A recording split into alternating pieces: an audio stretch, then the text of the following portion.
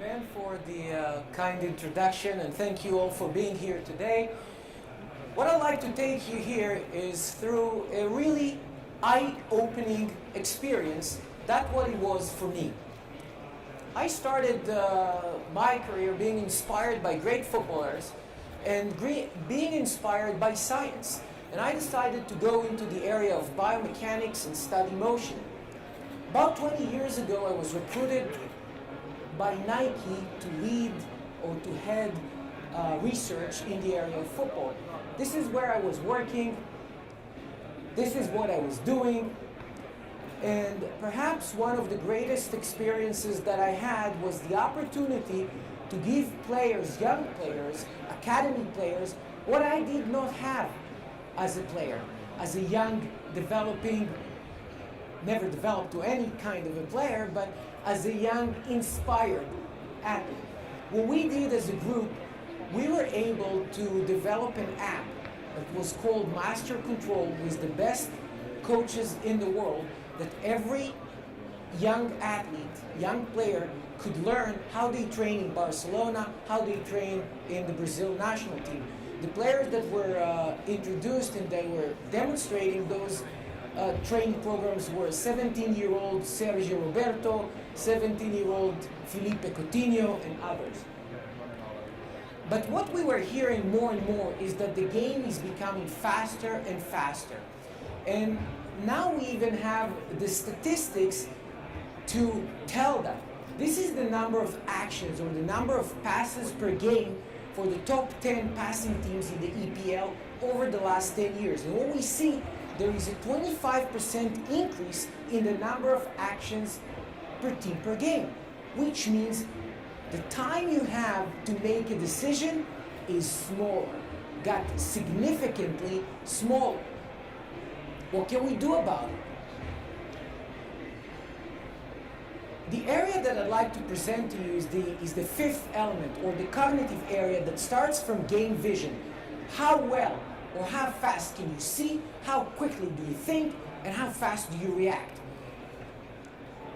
And let me take you through the process. The process involved lab assessment, which takes about 30 minutes, and field training. So the combination or the concept is test in the lab, work in the field, because on the field you can gain the element of specificity and get the athletes doing their actions as they do it during the game. Let's start with the lab assessment.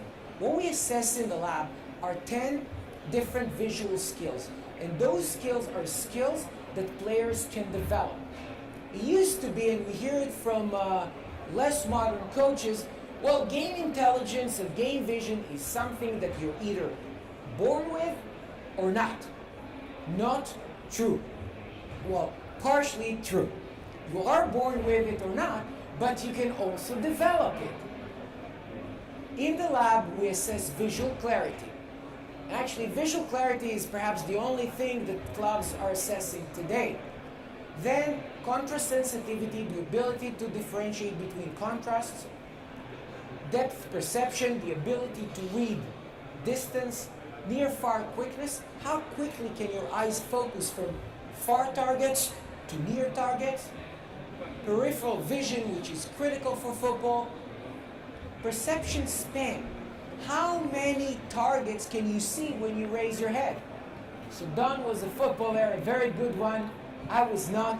We can both dribble.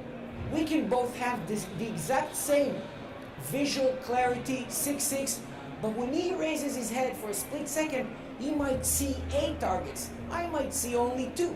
That affects my decision. Eye-hand coordination we test in the lab. Go, no-go, which is decision making. Eye reaction time. How quickly can you react to a visual stimulus, and hand reaction time. In a nutshell, what we're interested in is to know critical questions. How fast do you see? How much do you see? And how wide do you see? So if the only thing that you're taking from my talk today is that vision is not only how clear do you see, But vision in football is also how much do you see, how quickly do you see, and how wide do you see. I've done my job. The results are shown here. And I think one of the beauties of the system that I've been working with for the last 8 years, starting at Nike for 3 years and then on my own for 5 years, is that we have an extensive database of 4,000 players from different sports. It's global, it's sport specific, it's age specific, it's position specific. The scores are relative. So if a footballer is tested against, if an academy player is tested relative to academy players. You can identify strength and weaknesses, and you can develop training programs accordingly. Then on the field, we train with stroboscopic glasses. Basically, they blink. There are 24 conditions. The story of the strobe actually started from a basketball player that you might know, Michael Jordan. And in the 90s, he asked his trainer, Timmy Grover, to help him shoot better when all the flashes were coming in the stadium. So Timmy were bringing disco lights, and Michael was shooting with disco lights. Eventually he said, that's great when we train in Chicago, what are we going to do when we train on the road? So they built a prototype of the strobe. Now the strobe is available by a number of companies.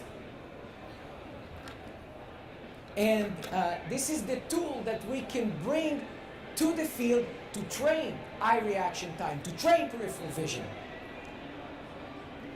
What I found very interestingly, which I'm sure you found the same thing, is the gap between technology and clubs.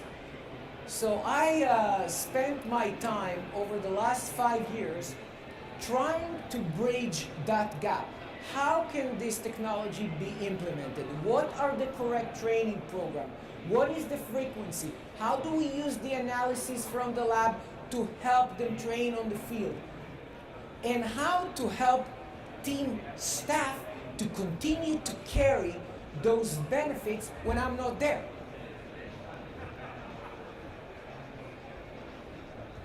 And what that takes us is to the one element that I spent my last 5 years on: transferability.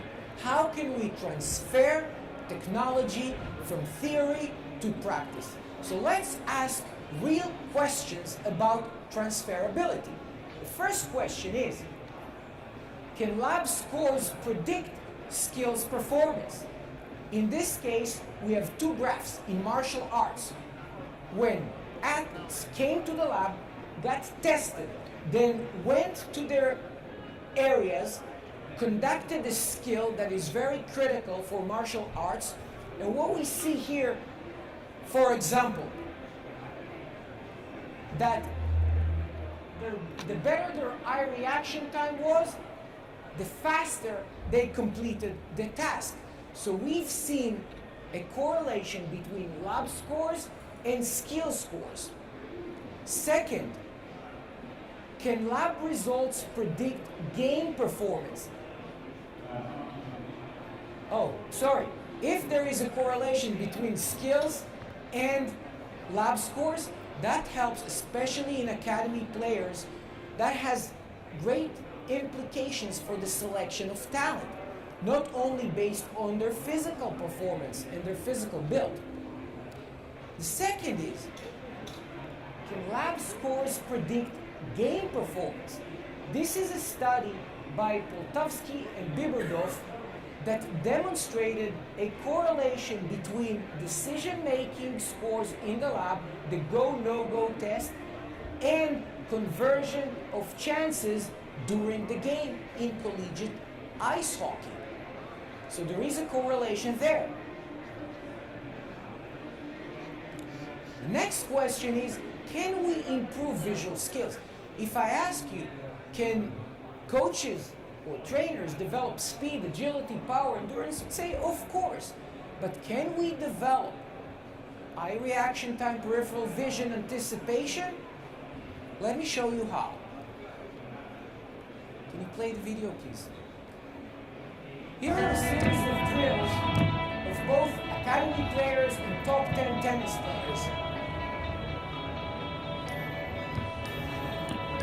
With the strokes, so they don't get the entire visual information. The drills are a little simple for them, but when you do it, when you can see only 1/2, 1/4, 1/8 of the visual information, things are looking completely differently. And what happens eventually is that the ability to slow down the game for you when you take off the goal. Very hard to answer a 180 kilometers an hour serve when you can hardly see. Thank you. Now, can we really improve those skills? Eye reaction time. These graphs are from 18 athletes that went through a 12 sessions, 30 minutes each. They were in the lab, we tested their eye reaction time, they worked in the field, they came back to the lab after 12 sessions, and we've seen a 3.2% faster eye reaction time. What that means in tennis, for example, 3.2% are 22 milliseconds when you return a serve. Now, if you count, or if you look at the wrist motion, the angular velocity of the wrist is 1900 degrees per second. That equates to about 43%, it's 43 degrees extra. So you can put more spin on the ball. It changes the entire game when you just put your racket on the ball, or you can get a spin and move from defense to offense. In peripheral vision, we've seen an improvement for a score of 43 to 51 after 12 sessions. Anticipation, and I'm combining here our experience from our work and studies that have been in the literature. This is an anticipation study from Duke University that demonstrated that stroboscopic training can enhance anticipation. And perhaps what's most interesting, and from our experience, is that you can improve by about 8 to 10 percentile scores your perception span, the ability to see a large number of targets, your eye reaction time, your peripheral vision, but all those three are combined to make a huge difference in your decision making. Just think about it. Observe. If you can see events quicker, and if you can see more players or more targets, it helps you make better decisions. Accuracy.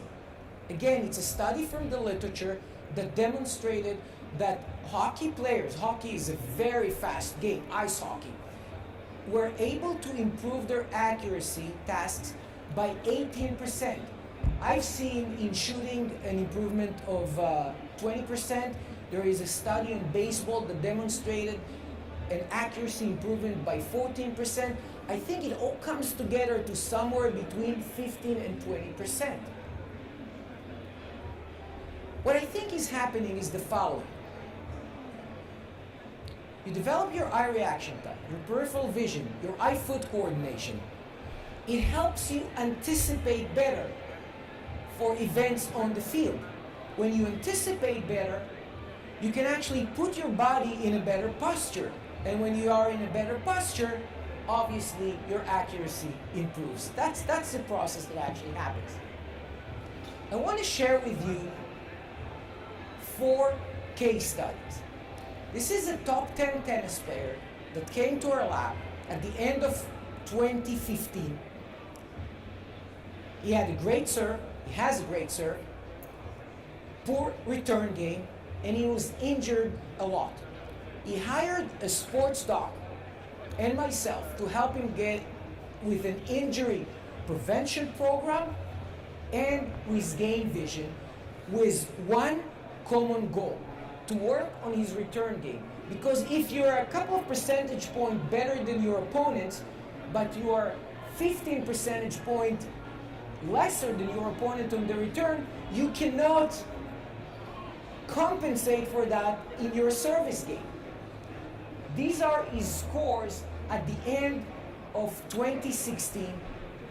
He really worked on his vision in training camps in Monte Carlo, in the US, in Israel, everywhere.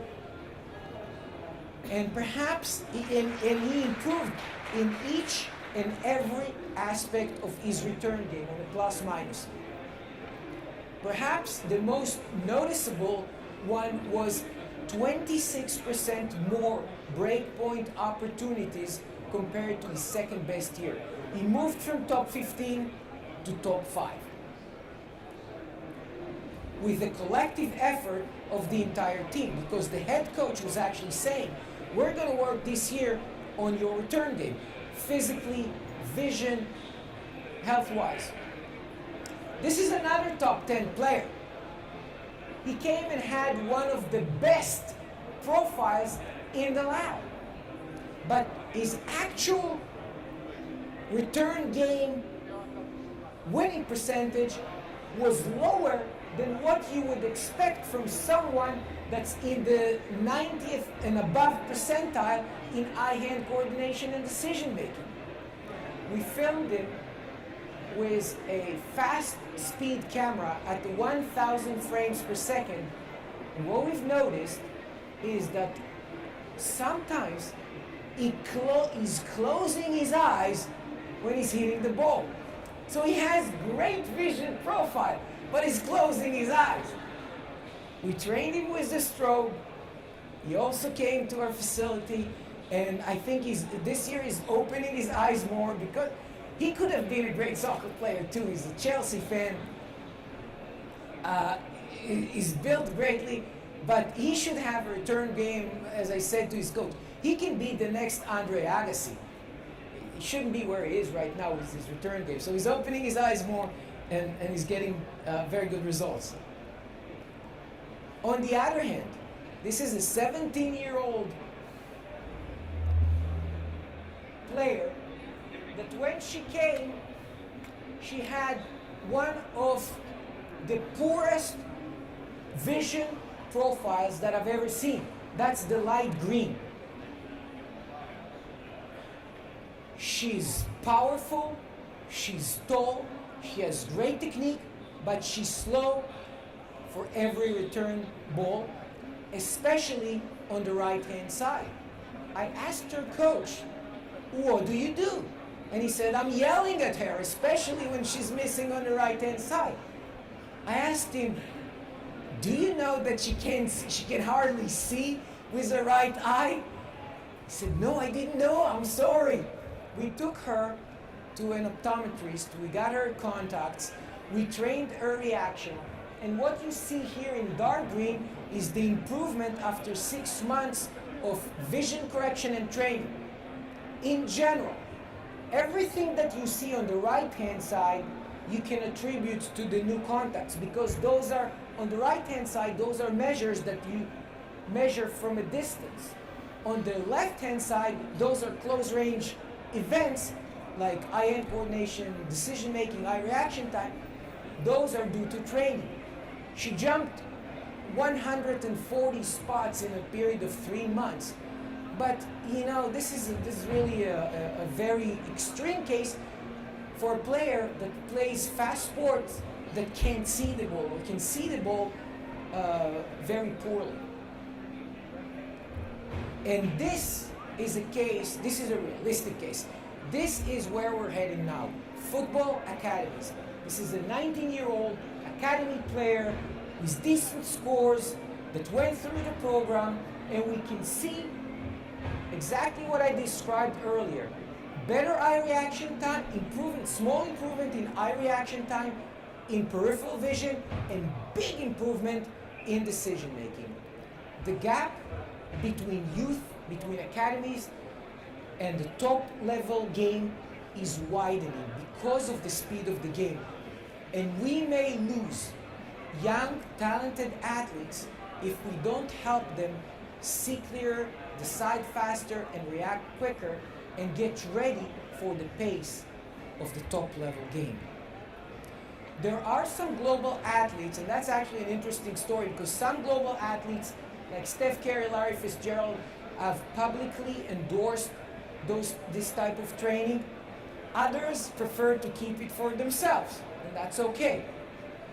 And there is a book that has been published recently that's talking about the growing awareness head in the game, and Ben's book, The Edge, that are bringing the awareness of training above the head. In summary, how fast do you see, how much do you see, how wide do you see, can affect performance on the field in terms of the number of key passes per game that players are making, the passing accuracy, the number of chances converted, the anticipation and reaction, and winning a 50-50 situations. Do we have a couple of minutes? All right, I need a volunteer.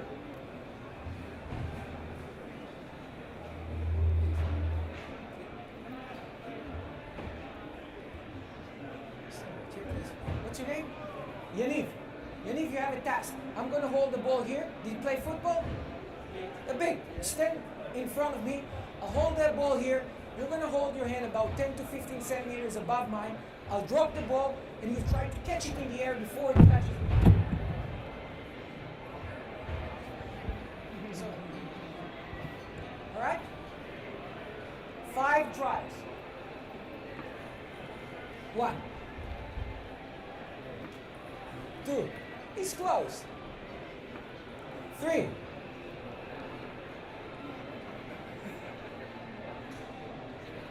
Okay, 1. Hold on. No. The point is to try to train his eye reaction time in a demo.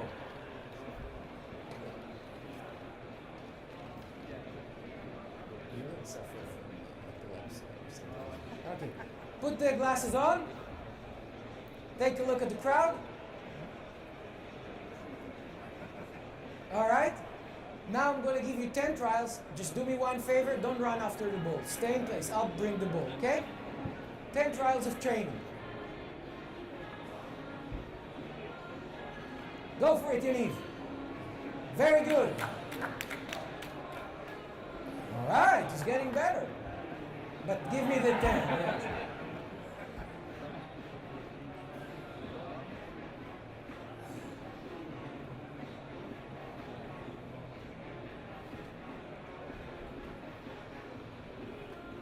Stay in your place. All right, take off your glasses.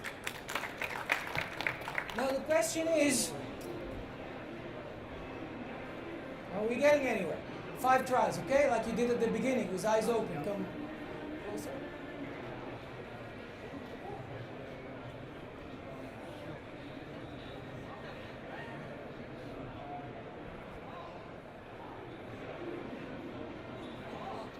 Thanks for helping me with the demo. Eye reaction time. Thank you.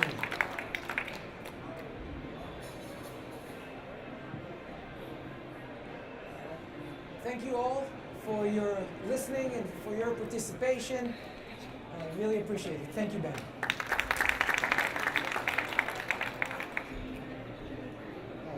That was really great, and the demo at the end was super compelling. I feel like I've been playing tennis all my life wearing strobe glasses and not the real ones, so maybe I need some help as well. We do have time for questions. We're going to have a roving mic, so if you've got questions, and I'll ask Nick to come back as well. Nick, hi. Do you want to come back? So if anyone's got any questions for Nick Littlehales, George and Don from Sport Mind, or Erez, put your hand up and there'll be a mic coming over so we can find out a little bit more.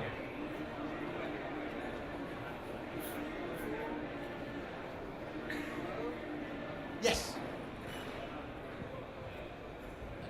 It's a question for Erez.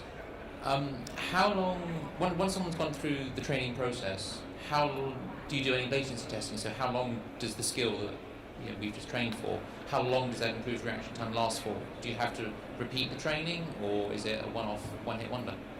This is one of the key questions that I was working on the last 5 years, and this is the frequency and how many times you need to do it.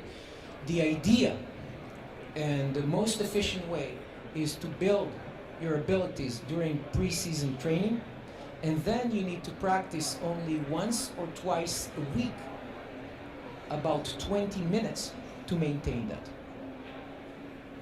Now in tournaments, sometimes in tennis, what we go through is you don't have the time to practice twice a week, but we go through a pre-game warm-up that lasts 5 minutes, but you do it every day. Any other questions? If not, I've just got one before everyone goes, and it's about the transferability issue that Erez talks about, and the application of all your tools, especially for academy players, because they are the future generation of talents. So I want to know, Nick, from you as well, are you working with academy players, and is it easier or harder to get them to buy into all your tools? Most of the work these days is with academy players. Yeah, that younger generation started to millennial you all, or the world that they live in and breathe in, which I have no relationship with apparently. But they are where we get the new athletes from and the new players, and they're under demands which are, for some of us, not that recognisable and difficult to deal with. So we start to advise them in a negative way, like shut your tech down. And we don't really know what that means, or blue light, their relationship with it, the fact that they live in a different world. So I work a lot with 16-year-olds, 14-year-olds, 17-year-olds, and I've currently got one now, and trying to protect them and get them from A to B every day with such the enormous amount of pressures, and there are lots of myths and misguided advice that confuses them and makes it worse. Just a lack of understanding, to be honest, a lack of understanding, sort of like, go to bed and I'll see you in the morning after good night's sleep, Well, a lot of the kids I work with, they want to be awake at 3 o'clock in the morning because they've got big games to play online with all their mates. This is how they've been brought up. I don't tell them to stop doing that, but if they have a couple of cycles, wake up, do what they need to do, get back and do another couple of cycles, catch up, zone out, they're smashing their world. But the parents are going, get to bed, shut your tech down, and do all of this sort of stuff without any knowledge of this natural process. So that's where I come in to sort of break down those barriers. Is it the same issues for you guys as well?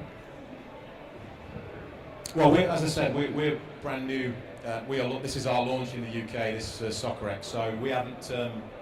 Certainly not in this country. We haven't worked with academy players, but you can certainly see the benefits of how it would help them in the mindset. I said before, didn't I? How many young talented players are lost to football and to football clubs because of their mind rather than their physicality or their actual technical ability on a football pitch. There's way too many, and I believe this tool will definitely reduce those kind of numbers that are lost.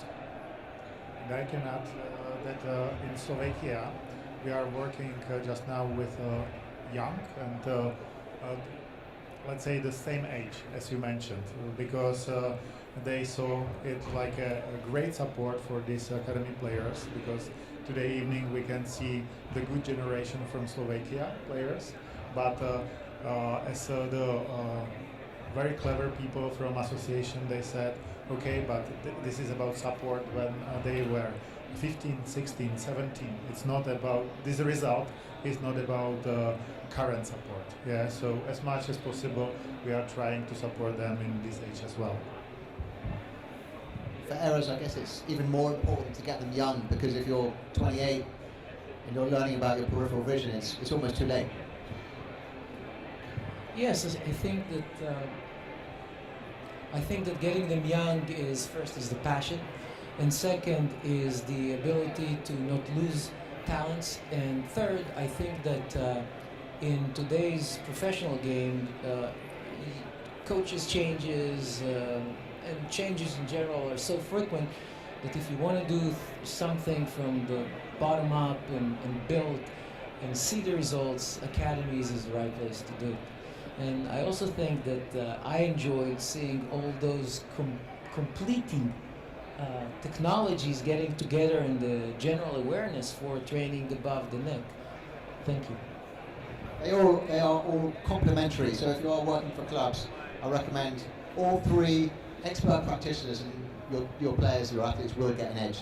Thank you to Nick, to Erez, to Don, and to George as well. Thank you all for listening.